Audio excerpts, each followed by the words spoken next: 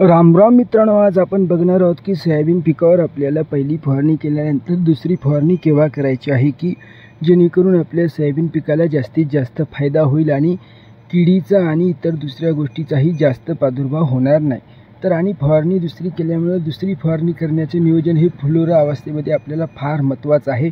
जास्तीत जास्त त्यावेळेस आपल्याला त्या फवारणीमुळे फुलधारणा होऊ शकते मित्रांनो, आणि जास्त फुलधारणा झाली तर जास्त शेंगा जास्त उत्पन्न। तर मित्रांनो, हे बघा आपण काय करतो मित्रांनो, 2 ते 5% ज्यावेळेस फुले लागायला सुरुवात होते त्यावेळेस आपल्याला दुसरी फवारणी करायची आहे मित्रांनो।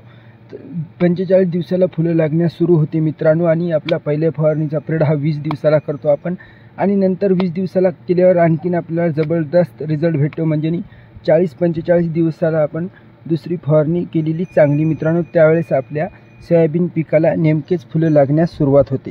तर आपल्याला त्याच्यासाठी एक त्यांना कॉम्बो असा द्यायचा आहे की सर्व माहिती घेऊन जास्तीत जास्त फुलधारणा झाली पाहिजे।